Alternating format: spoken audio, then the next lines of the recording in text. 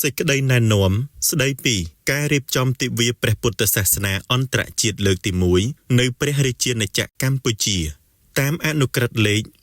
184អនក្របកចុះថ្ងៃទី16ខែសីហាឆ្នាំ2024រាជរដ្ឋាភិបាលកម្ពុជាបានកំណត់យកថ្ងៃទី8ខែមេសារៀងរាល់ឆ្នាំជាទិវាព្រះពុទ្ធសាសនាអន្តរជាតិនៅព្រះរាជាណាចក្រកម្ពុជាក្នុងគោលបំណងលើកកម្ពស់ព្រះពុទ្ធសាសនាជាសាសនារបស់រដ្ឋបង្កើនទំនាក់ទំនងអន្តរជាតិជាមួយបណ្ដាប្រទេសអ្នកកាន់ព្រះពុទ្ធសាសនានិងផ្សព្វផ្សាយគោលមាគ៌ាព្រះពុទ្ធសាសនាដើម្បីសន្តិភាពនៅក្នុងសង្គមជាតិនិងសកលលោកនិងជាការរំលឹកនៅព្រះរាជកុណូបការៈដ៏ឧត្តមឧត្តមបំផុតរបស់ព្រះករុណាព្រះបាទសម្ដេចព្រះបរមនាថនរោត្តមសីហមុនីព្រះមហាក្សត្រនៃព្រះរាជាណាចក្រកម្ពុជាជាទីគោរពសក្ការៈដ៏ខ្ពង់ខ្ពស់បំផុតដែលទ្រង់ទទួលបាននៅព្រះរាជបរមងារកិត្តិយសដ៏ខ្ពង់ខ្ពស់បំផុតជាព្រះស្រីលោកធម្មករាជនៅឆ្នាំ2025ទិវាព្រះពុទ្ធសាសនាអន្តរជាតិលើកទី1នៅព្រះរាជាណាចក្រកម្ពុជានឹងប្រព្រឹត្តទៅនៅថ្ងៃអង្គារ11កើតខែចែកឆ្នាំរោងឆស័កពុទ្ធសករាជ2568ត្រូវនៅថ្ងៃទី8ខែមេសាឆ្នាំ2025ក្រោមប្រធានបទទួនាទីព្រះពុទ្ធសាសនាក្នុងយុគសម័យ Digital ដើម្បីឲ្យទិវាព្រះពុទ្ធសាសនាអន្តរជាតិលើកទី1នៅក្នុងព្រះរាជាណាចក្រកម្ពុជាប្រព្រឹត្តទៅដោយឧឡារិកអធិកអធមស្របតាមប្រពៃណីទំនៀមទម្លាប់ព្រះពុទ្ធសាសនាខ្មែរក្រសួងធម្មការនិងសាសនាសូមធ្វើការណែនាំដូចខាងក្រោម 1. គ្រប់ក្រសួងស្ថាប័នរដ្ឋបាលថ្នាក់ក្រោមជាតិសមាគមនិងអង្គការមិនមែនរដ្ឋាភិបាលក្នុងស្រុកនិងបរទេសគ្រឹះស្ថានសាធារណៈនិងឯកជននិងភាគីពាក់ព័ន្ធត្រូវចូលរួមបំផុសស្មារតីគាំទ្រទិវានេះ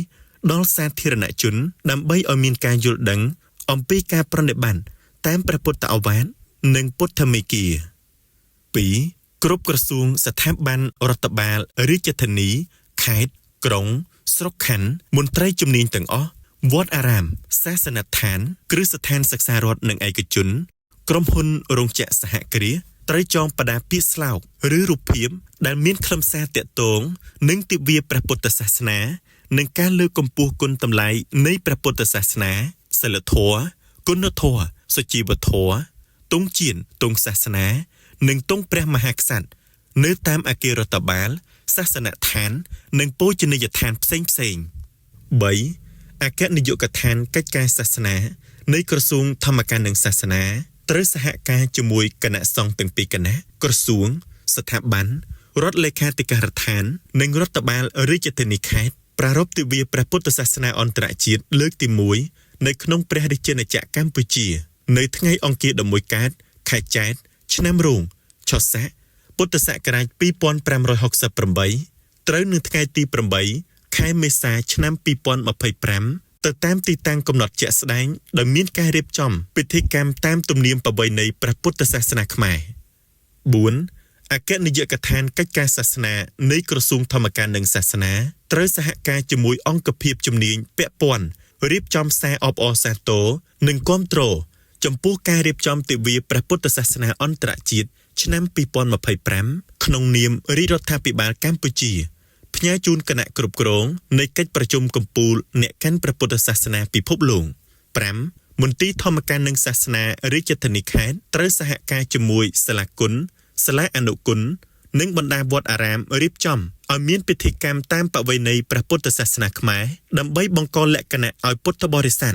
បានចូលរួមអបអរសាទរនិងបំពេញបុណ្យកុសលនៅក្នុងថ្ងៃប្រារព្ធទិវានេះឲ្យបានអធិកអធម 6. មន្ទីរធម្មការនិងសាសនារាជធានីខេត្តត្រូវសហការជាមួយមន្ទីរអប់រំយុវជននិងកីឡារាជធានីខេត្តសាលាគុណខេត្តអង្គការសមាគមវត្តអារាមនិងធម្មមាចារៀបចំពិធីអប់រំសិលធម៌សុជីវធម៌តាមពុទ្ធមេគានៅតាមគ្រឹះស្ថានសិក្សានិងរៀបចំកម្មវិធីអប់រំផ្លូវចិត្តតាមបែបសមាធិនៅតាមទីតាំងផ្សេងៗក្នុងមូលដ្ឋានរបស់ខ្លួនតាមលទ្ធភាពរៀងៗខ្លួន 7. គ្រប់បណ្ដាញព័ត៌មានរដ្ឋនិងឯកជនត្រូវចូលរួមសហការក្នុងការផ្សព្វផ្សាយឲ្យបានទូលំទូលាយនៅខ្លឹមសារនិងសកម្មភាពពាក់ព័ន្ធនឹងការអបអរទិវាព្រះពុទ្ធសាសនាអន្តរជាតិ លើកទី1ទទួលបានសេចក្តីណែនាំនេះក្រសួងស្ថាប័នពាក់ព័ន្ធរដ្ឋបាលថ្នាក់ក្រោមជាតិគណៈសង្ឃនយោបាយទាំងពីរគណៈអង្គការសមាគមវិស័យឯកជនគ្រប់អង្គភាពក្រោមអាវ៉ាតអគ្គនាយកដ្ឋានអគ្គទីការដ្ឋានពុទ្ធិកសិក្សាជាតិនៃក្រសួងធម្មការនិងសាសនាមន្ទីរធម្មការនិងសាសនារាជធានីខេត្តត្រូវផ្សព្វផ្សាយបំផុសជំរុញការចូលរួមអនុវត្តសេចក្តីណែនាំនេះឲ្យមានប្រសិទ្ធភាពខ្ពស់ថ្ងៃពុធ600ខែផល្គុនឆ្នាំរោងឆសាពុទ្ធសករាជ2568ធ្វើនៅរាជធានីភ្នំពេញថ្ងៃទី19ខែមីនាឆ្នាំ2025ហត្ថលេខានឹងត្រារដ្ឋមន្ត្រីចាយបូរិន